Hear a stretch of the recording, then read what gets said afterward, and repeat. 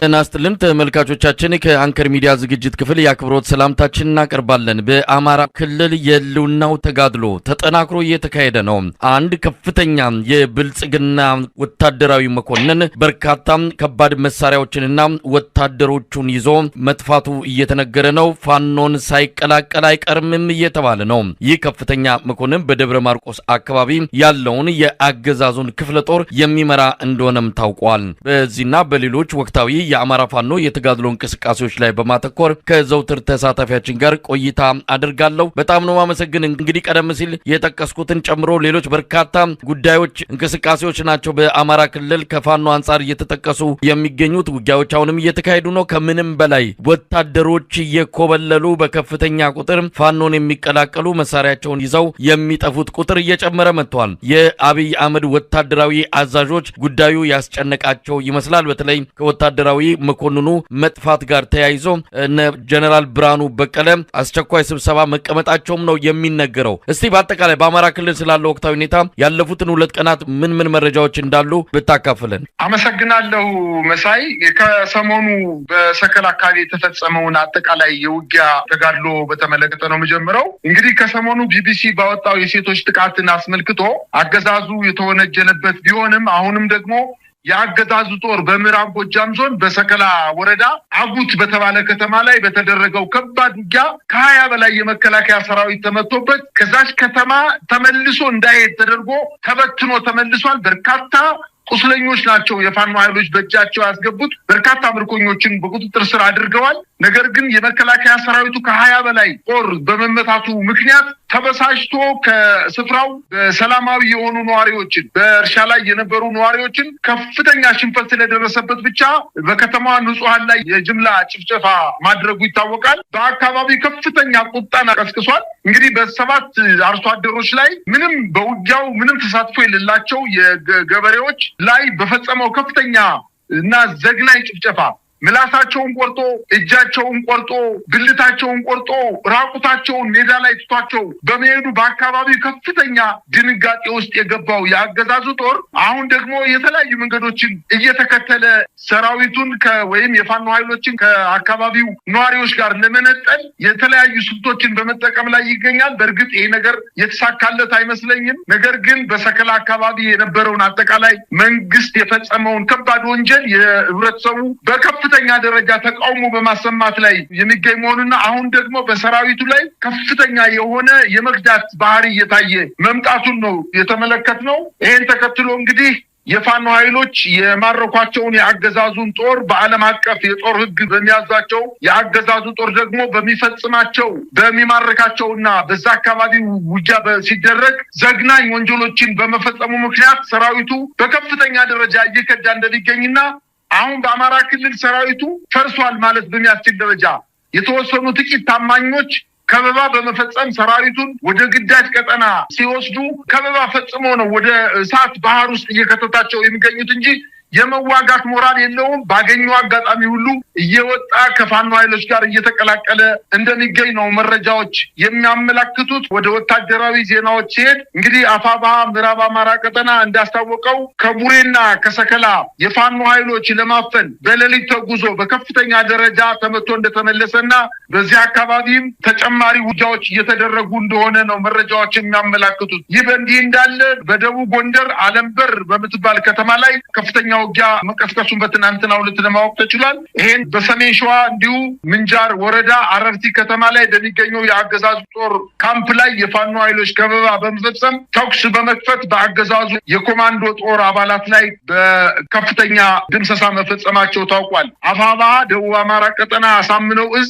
እንዳስታወቀው በከተማዋ ላይ የነበረውን የአገዛዙን ጦር በሌሊት ከበባ በመፈጸም በርካታ የጦሩን አባላት መግደላቸውንና የተተኳሾችን ማርከው መውሰዳቸውን አስታውቀዋል። እንዲሁም በጎንደር ቀጠና መተማ፣ አርማጭሆ፣ ጉና በጌምድር ወረዳዎች እንዲሁም ክምር ድንጋይ በጉና በጌምድር ከተማ ክምር ድንጋይ ከተማ ዘልቀው በመግባት በፈጸሙት ማጥቃት በሰራዊቱ ላይ ከፍተኛ የሆነ ሙትና ቁስለኛ አድርገው መሄዳቸውን አያይዘው ጠቅሰዋል። ይህ በእንዲህ እንዳለ የአማራ ፋኖ ብሔራዊ ኃይል ምስራቅ አማራ ቀጠና ሚኒሊክስ በሰሜን ወሎ ድላንታ ወረዳ ፀሐይ መውጫና ከላሊበላ አቅራቢያ ድብኮ ከተማ ላይ በተደረገ ውጊያ ብዛት ያለው የአገዛዙ ጦር መደምሰሱን አስታውቀዋል። በምዕራብ ወሎ ወግዲ በተባለው ወረዳ በ14 ሌሊት ላይ አብዩ ጎርባ በተባለች ታዳጊ ከተማ ላይ በተፈጸመው የድሮን ጥቃትም የግለሰብ መኖሪያ ቤቶችን ቢመታም ነገር ግን በቤቱ ውስጥ የነበሩ ባልና ሚስቶች ወደ ተለያየ አቅጣጫ ጉዳያቸው በመውጣታቸው ምክንያት ቤቱ ብቻ እንደተቃጠለ ነው መረጃዎች የሚያመላክቱት። በሰሜን ጎንደር እንደዚሁ በቆላ ወገራ አሁንም ከፍተኛ ውጊያ በአዲስ መልክ እንደገና መቀስቀሱን ለማወቅ ተችሏል። ለሳምንታት ያለማቋረጥ በአጅሬ ጃኖራ ሲደረግ በነበረው ጦርነት ከፍተኛ ጉዳት የደረሰበት የአገዛዙ ጦር ተጨማሪ ኃይል በማምጣት በትናንትናው ዕለት በአጅሬ በሚገኘው የአገዛዙ ጦር ላይ ተነስቶ ወደ ተነጠቃቸው ወደ ጃኖራ አካባቢ በመንቀሳቀስ ከበባ ለመፈጸም ያደረገው ጥረት ሳይሳካ መቅረቱንና በከፍተኛ ደረጃ ተመቶ መመለሱ ታውቋል። ይህ በእንዲህ እንዳለ በምስራቅ ጎጃም ዞን በዛሬው ዕለት ቸርተከል፣ ሊባኖስና ደንባ በተባሉ አካባቢዎች በሰሜን ጎጃም እንዲሁም አቸፈር ወረዳ ሊበን ከተማ ላይ ከፍተኛ ውጊያ እየተደረገ ሲሆን በአገዛዙ ጦር ላይ የፋኖ ኃይሎች የተጠና ጥቃት በመፈጸም ከፍተኛ ድምሰሳ መፈጸማቸው ታውቋል። በተለይ በሊበን ከተማ በተደረገው ውጊያ የአገዛዙ ጦር ከፍተኛ ጉዳት የደረሰበት መሆኑንና ከዚሁ ውጊያ በሚደረግበት ሰዓትም በርካታ የጦሩ ኃይሎች ጠፍተው የፋኖ ኃይሎችን መቀላቀል መቻላቸውን አስታውቀዋል። እንዲሁም በስሙ ማስከዳት ዛሬ በምስራቅ እዝ በ304ኛና 602ኛ ኮር የሚገኙ ክፍለ ጦሮች ላይ በተደረገው ውጊያ በርካታ የሰራዊቱ አባላት የነፍስ ወከፍና የቡድን መሳሪያዎችን በመያዝ የፋኖ ኃይሎችን መቀላቀል መቻላቸውን ምስራቅ እዝ አስታውቋል። አሁንም አምሻውን የደረሰን ዜና በምስራቅ ጎጃም ዞን ደብረ ማርቆስ አካባቢ አንድ የሰራዊቱ ከፍተኛ መኮንን ዙ23ና ከ60 በላይ የአድማ ብተናና የመከላከያ ሰራዊት አባላትን ይዞ ከአገዛዙ የጦር ካምፕ ከርቶ የፋኖ ኃይሎችን መቀላቀሉን ለማወቅ ተችሏል። ረሺድ ኢብራሂም የተባለ ከፍተኛ ወታደራዊ አዛዥ ስርዓቱን ከድቶ ፋኖን መቀላቀሉን በዛ አካባቢ የሚንቀሳቀሱ የፋኖ ኃይሎች አስታውቀዋል። የምዕራብ ዕዝ የ401ኛ ክፍለ ጦር አዛዥ የነበረው አንዳንዶቹ ኮሎኔል ነው ይላሉ፣ ሌሎች ደግሞ ብርጋዴር ጀነራል ረሺድ ኢብራሂም የተባለ ሌሊቱን ጠፍቶ ማደሩንና የፋኖ ኃይሎች ጋር በሰላም መቀላቀሉን አስታውቋል። አሁን ደብረ ማርቆስ ዙሪያ የጠፋውን ጄኔራል ለማደን የዛ አካባቢ የመከላከያ ሰራዊትና የአድማ ብተና ኃይሎች ስምሪት ተሰጧቸው ይሄንን የከዳውን በርካታ ጦር ይዞ የከዳውን የወታደራዊ ከፍተኛ መኮንን ለማደን በዛ በማርቆስ ዙሪያ ባሉ በሚገኙ ወረዳዎች ላይ ከፍተኛ መሳሪያ በመያዝና ከፍተኛ ጦሩን በማሰማራት እንቅስቃሴ እያደረገ እንደሆነና በዚህም ያልተሳካለት የአገዛዙ ጦር በደብረ ኤልያስ የነበረውን የአገዛዙን ጦር ካምፕ ሙሉ በሙሉ ሰራዊቱን አውጥቶ ወደ ደብረ ማርቆስ በማምጣት በደብረ ማርቆስ አካባቢ በሚገኙት ወረዳዎች ላይ አሰሳ ውስጥ መግባቱን ለማወቅ ተችሏል። በጣም ነው የማመሰግነው። እንግዲህ ያው የተለመዱ ወታደራዊ ክንውኖችን ነው በስፋት መረጃውን ያካፈልከን። ነገር ግን በተለየ ሁኔታ ሊነሳ የሚችለው የኮሎኔል የሚልም ነገር አለ። ግን ትክክለኛ መጠሪያው ብርጋዴር ጄኔራል እንደሆነ ነው ኋላ ላይ ዘግይቶ የሚወጡ መረጃዎች የሚያመለክቱት። ይህ ከፍተኛ መኮንን የጦር ክፍለ ጦር አዛዥ የሆነ በርካታ ምድብ ኃይሎችን የሚያሰማራ የሚመራ እንደነበረ ነው የተገለጸው። እንግዲህ ከባድ መሳሪያ ዙ23ን ጨምሮ ከአድማ በታኝም ከመከላከያ ሰራዊትም ጥምር ጦሩን የሚመራ በመሆኑ በርካቶችን ነው ይዞ ወደ ተሰወረ የተባለው። እንግዲህ ተሰወረ የሚለው በኋላ ላይ የፋኖ ኃይሎችን ነጋግረናቸዋል ወደ እነሱ አካባቢ እንዳሉና በቀጣይ ሙሉ መረጃ እንደሚሰጡን ነው የገለጹልን። እንዲህ አይነቱ ነገር እየተለመደ መጥቷል። ሰራዊታቸውን ምድባቸውን በሙሉ ይዘው የሚጠፉ የሚሰወሩና ፋኖን የሚቀላቀሉ የመከላከያ ከፍተኛ መኮንኖች ቁጥር እየጨመረ መጥቷል። አብይ አህመድ ከምንም በላይ አሁን ስጋቱ ውስጥ የከተተው ሰራዊቱ በውጊያ ከሚያልቀውና ከሚበተነው የበለጠ ባገኘው አጋጣሚ የሚሰወሩ መኮንኖችን ቁጥር እየጨመረ መምጣቱ ነው። ይህንን መቆጣጠር አልቻለም። የዚህ ከፍተኛ መኮንን ውሳኔና ድርጊትም በመከላከያ ጀነራሎች ዘንድ ከፍተኛ ድንጋጤን እንደፈጠረ ነው የሰማ ነው። ምን ማለት ይቻላል? አብይ አህመድ እንግዲህ ማሸንፎን ጦርነቱን የገባበት በሰው ኃይል፣ በወታደር ቁጥር፣ በመሳሪያ ቴክኖሎጂ በዛ ተማምኖ ጦርነቱን ጀምሮታል። ግን በየዕለቱ ሰራዊቱ እየተዳከመ እየተበተነ እያለቀን የመጣው። በቅርቡ በወጣው ሪፖርትም እንደዚሁ ከፍተኛ ቁጥር ያለው ተተኳሽ መሳሪያ እጥረትና እግረኛ ሰራዊት እንደዚሁ እንደሌለው በመግለጽ ወታደራዊ መኮንኖቹ ከፍተኛ ውይይት ላይ እንዳሉ ነው የሰማነው። ምን ማለት ነው? በዚህ አይነት ሁኔታ በአማራ ክልል የአብይ አህመድ ሰራዊት ቆይታ ምን ሊሆን ይችላል? መሳይ በአማራ ክልል እኮ የመከላከያ ሰራዊቱ ከፈረሰ ቆይቷል እውነት ለመናገር። ምክንያቱም እየፈጸማቸው ያሉ ወንጀሎች የተስፋ መቁረጥ በ15 ቀን ጊዜ ውስጥ ቀበቷቸውን አስፈትቼ ትጥቃቸውን አስፈትቼ ወደ ከተማ ይዣቸው መጣለሁ ብሎ የዘመተው የመከላከያ ሰራዊት የፋኖ ኃይሎች በቁመ ጠብቀኝ ገጥመው ዛሬ የመከላከያ ሰራዊት የያዘውን ሙሉ ማለት በሚያስችል ደረጃ ትጥቅ ይዘው ፊት ለፊት እየተዋጉት ነው የሚገኙ። በዚህ ተስፋ በመቁረጡ የመከላከያ ጀነራል በተለያዩ ጊዜ በሚዲያ ላይ እየወጡ በሜንስትሪም ሚዲያ በዋና ሚዲያዎቻቸው እየወጡ በመከላከያ ድረገጾች እየወጡ የፋኖ ኃይሎች ተደምስሰዋል፣ የሉም፣ በገዳማት ተሸሽገው ነው ያሉት፣ ሰራዊቱን በትነነዋል፣ አሁን የቀሩን አመራሮች ናቸው እያለ በሚገኝበት ሰዓት ነገር ግን የመከላከያ ሰራዊቱ በክልሉ በምሽግ ውስጥ ራሱን ቀብሮ የሚገኝና የመዋጋት ሞራል የሌለው መከላከያ በዜና እንኳን ያስቀመጠው ወደ 40 ሚሊዮን ተተኳሽ ጥረት ገጥሞናል፣ ከመቶ ሺህ የሚያክል ሰራዊት ጎሎናል፣ አሁን በአማራ ክልል እየተደረገ ያለውን ጦርነት ማሸነፍ አንችልም፣ የመከላከያ ጀነራሎቹ ለስራ አስፈጻሚው ለፖለቲካ አመራሩ ሌላ መፍትሄ ስጡ በማለት በርካታ የወታደራዊ ከፍተኛ መኮንኖች በመድረክ ላይ ወጣው የተናገሩበትን ጊዜ እናስታውሳለን። ፈርሷል ማለት ይቻላል። ይሄን ምልክቶችን እያየን ነው። ለምሳሌ በትናንትናው ዕለት በደቡብ ጎንደር አካባቢ በቅርብ ርቀት ደብረታቦር ከተማ በቅርብ ርቀት የምትገኘው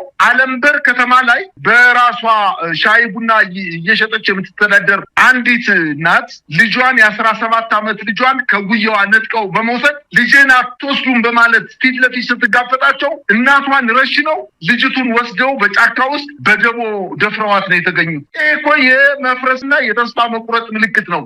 አሁን ባልኩ በሰከላ አካባቢ የተፈጸመው ውጊያ የፋኖ ኃይሎች በበላይነት ስላሸነፏቸውና ከ20 በላይ የመከላከያ ሰራዊት አባላት ተደምስሰው ከዚህ ቁጥር በላይ ደግሞ መከላከያ እጅ በመስጠቱና በመቁሰሉ ምክንያት ከፍተኛ ብስጭት ውስጥና ተስፋ መቁረጥ ውስጥ የገባው የመከላከያ ሰራዊት አባላት ከሰከላ ከተማ በቅርብ ርቀት በምትገኘው ከተማ ላይ ከፍተኛ የሆነ ወንጀል ምላስን መቁረጥ በኢትዮጵያ ሰምተነው አይተነው ገምተነው የማናውቀውን ወንጀል ፈጽሞ ብልታቸውን ምላሳቸውን እጃቸውን በመቁረጥ ራቁታቸውን ሜዳ ላይ ጥሏቸው ነው የተገኘው። ደግሞ ይባስ ብሎ ራሱን ለመከላከል ደግሞ ቤተክርስቲያን ውስጥ ነው የተደበቀው። መሳይ ይሄ ወንጀል ውምብሪት ማርያም በምትባል ከተማ ላይ ወይም ቤተክርስቲያን ውስጥ ይሄን ወንጀል ከሰራ በኋላ ቤተክርስቲያን እንደሆነ የተደበቀው። መቼም የፋኖ ኃይሎች ተኩሰው የመከላከያ ሰራዊቱን አይመቱትም። ቤተክርስቲያንን በጣም ያከብራሉ፣ መስጊድን በጣም ያከብራሉ። በሚል እሳቤ ቤተክርስቲያንና መስጊድ ውስጥ ራሳቸውን እየደበቁ ነው የሚገኙት። በአጠቃላይ የዚህ ጀነራል ወይም የዚህ ወታደራዊ ከፍተኛ መኮንን 60 እና ከዛ በላይ የሆኑ የሰራዊት አባላትን ይዞ መጥፋቱ የሰራዊቱን መፍረስ ማረጋገጫ አንደኛው መንገድ ነው። ሁለተኛው መንገድ ደግሞ እየፈጸሙ ያሉት አጠቃላይ ወንጀል ሰራዊቱ በህዝብ ጠገገት የማይታዘዝ የራሱን ጥቅም ብቻ በዘረፋ፣ በአስገድዶ መድፈር፣ በንብረት ማቃጠል እንዲሁም በርካታ ወንጀሎችን በመፈጸም የሚታወቅ የመከላከያ ሰራዊት አሁን በቁመናው አለ ማለት አይቻልም። ከተልዕኮ ውጭ በመሆን የራሱን ሀብት ለማጋበስ በተለይ በባህር ዳር፣ በጎንደር፣ በደሴ፣ በደብረ ብርሃን በተለይ በዞን ከተሞች ላይ የሚገኙ ትልልቅ ወታደራዊ መኮንኖች አሁን የራሳቸውን ሀብት በማካበት ደረጃ ተጠምደው ነው የሚገኙት። ይሄ የሚያሳየው ሰራዊቱ መፍረሱን ነው በአጠቃላይ ማለት የሚቻለው። መሳይ እንግዲህ አብይ አህመድ በተስፋ መቁረጥ የሚወስዳቸው እርምጃዎች እጅግ ዘግናኝ ናቸው። እንደ ማህበረሰብ መንግስት ኃላፊ ነው፣ ማህበረሰብ ግን ህዝብ አብሮ የሚኖር ነው። በእነዚህ ማህበረሰቦች የኢትዮጵያ የተለያዩ ማህበረሰብ ክፍሎች መሃል እየፈጠረ ያለው የጭካኔ ተግባር እውነት ለመናገር ቃላት ከሚገልጸው በላይ ነው። በስልጣን ላይ ለመቆየት በዚህ ደረጃ ጭካኔ፣ በዚህ ደረጃ የነውር ተግባር እንዲፈጸም ማድረግ ለዛውም በተቀነባበረና የደህንነት መስሪያ ቤቱ ሙሉ ኃይሉን ሙሉ አቅሙና ጉልበቱን ያዋለባቸውን እንደነዚህ አይነት የጭካኔ ተግባራትን እየፈጸመ በፋኖና በሌሎች ያላከከ ከፍተኛ የሆነ ሞራልና የስሜት ስብራት ኢትዮጵያ ላይ እየፈጸመ ያለ አገዛዝ ነው። የዚህ አገዛዝ ኃጢአቶች መቼም ተዘርዝረው የሚያልቁ አይደሉም። ለማንኛውም አሁንም ተስፋ የቆረጠ አይመስልም። ሰው አልባ የሆኑ ድሮኖችን ትናንሽ ድሮኖችን ባለፈው ራሱ ሲያስተዋውቅ የነበረው የነበረውን በብዛት ወደ አማራ ክልል እንዳስገባም የሚገልጹ መረጃዎች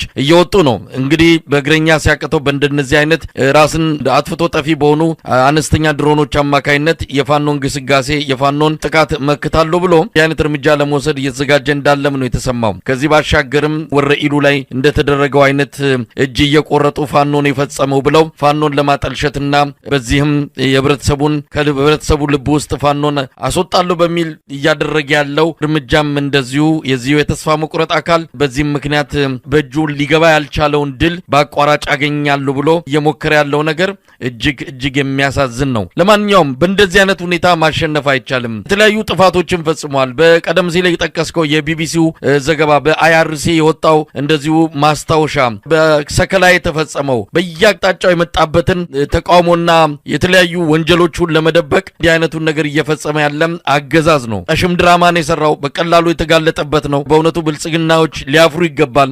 ይሄ አይነት አገዛዝ ኢትዮጵያ ላይ እንዲቆይ ድጋፍ እየሰጡ ያሉ በሙሉ ሊያፍሩና ነገ ከነጎዲያ አንድ ላይ በፍርድ ሊጠየቁ እንደሚችሉም ሊነገራቸው ይገባል። ለማንኛውም በዚህ አንጻር ያለው ሁኔታ እንዴት ታየዋል? መሳይ በአማራ ክልል እየተደረገ ያለውን ጦርነት ታስታውስ ከሆነ የዛሬ ዓመት ኢታማጆር ሹሙ ብርሃኑ ጁላ በ10 በመቶ የመከላከያ ኃይላችን ብቻ ነው እየተጠቀም ያለን ብሎ ሲናገር ታስታውሳለን። ይሄን ባለበት አንደበቱ ሌላው ምክትል ኢታማጆር ሹሙ ደግሞ ሁሉንም ኃይሎች አማራ ክልል አሰልፈን ማሸነፍ አልቻልንም፣ ይሄንን ነገር የፖለቲካ ኃይሎች መፍትሄ ሊሰጡት ይገባል በማለት እርስ በርሳቸው የሚጣረስና የሚታታ መረጃ እየሰጡን ነው የሚገኙ። እነሱ የመሰላቸው አጠቃላይ የሀገሪቱን 11 እዞችን በአማራ ክልል አሰልፎ ምናልባትም በሁለት ወር ባልሞላ ጊዜ ውስጥ አሸንፈን እንወጣለን የሚል ግምት ነበራቸው። ነገር ግን የአማራን ህዝብ አላወቁትም ማለት ነው። የአማራ ህዝብ ለመብቱ፣ ለነጻነቱ፣ ለክብሩ ሟች ህዝብ እንደሆነ አልተረዱትም ማለት ነው። ዛሬ እናት ስትደፈር፣ ሴት እህቶቻችን ሲደፈሩ የነዛ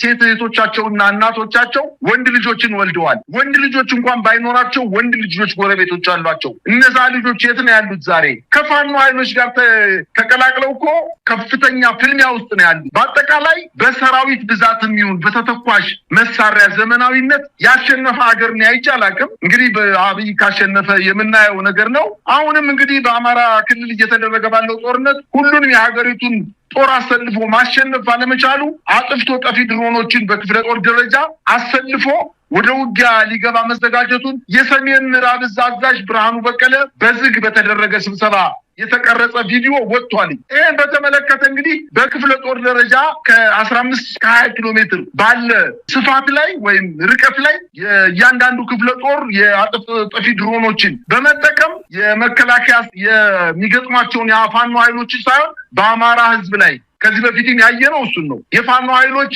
በተሰባሰቡበት ቦታ እያደረጉ ባሉት ውጊያ በድሮን ሲመቱ አይተናናቅም፣ ሰምተንም አናቅም። መከላከያም ይህን መረጃ ማቅረብ አልቻለም። በሺዎች የሚቆጠሩ የወደቁ ድሮኖች ግን በአማራ ክልል ቤተክርስቲያንን ሲመቱ፣ የጤና ተቋማትን ሲመቱ፣ ትምህርት ቤትን ሲመቱ፣ የግለሰብ ቤቶችና ከተሞችን ሲደበድቡና በርካታ ንብረቶች ሲወድሙ፣ በርካታ ንጹሃን ዜጎች